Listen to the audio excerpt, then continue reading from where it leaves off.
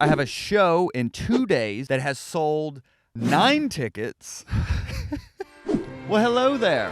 I am post-pandemic comic Joel Byars here to give you a little insight into the life of being a full-time comedian. So as you see me sitting here in an alley, this is where all comedy dreams are born and destroyed. And you're gonna get to see all of that here. I've been doing comedy almost 12 years. In that time, I've done shows as far away as Japan.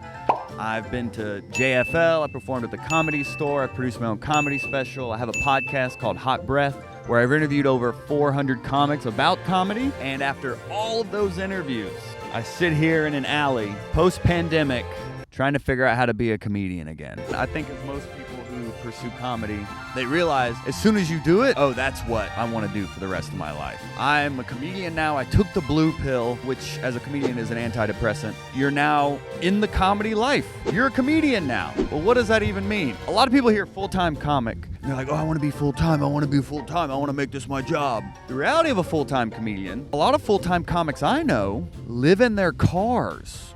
This is my toilet. What? Yeah. Oh, and jugs? Are those pee jugs? Yeah, these are full of piss.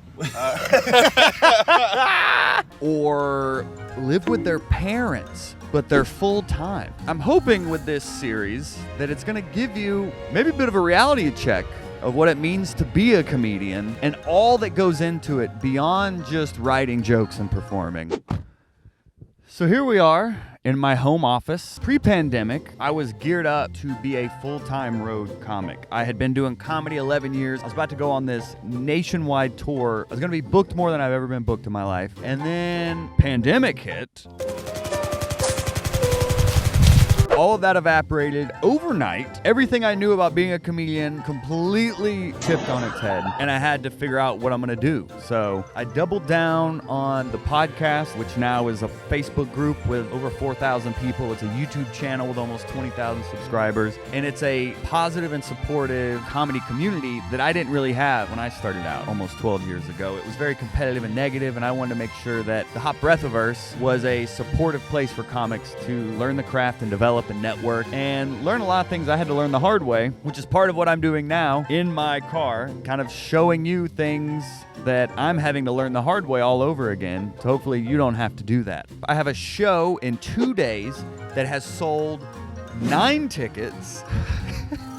What you are seeing is the desperate acts of a desperate comic trying to squeeze every promotion that we have left. And I'm learning through practice that practice makes sad. First things first, I booked a road gig with DoorDash. So we're gonna go hit the rush hour. Maybe promote a bit of the show in the meantime.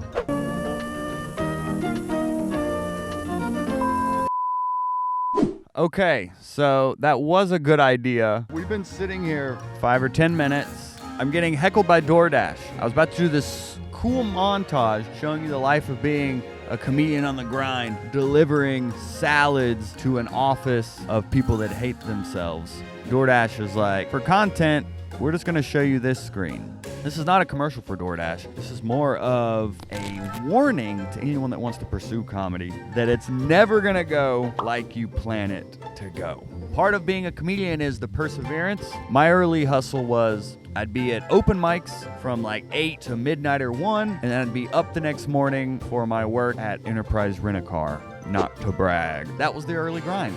Working all day, grinding all night, doing open mics for free. So now I'm at a point to where I'm trying to make it a living, and it's loading. It's teasing me.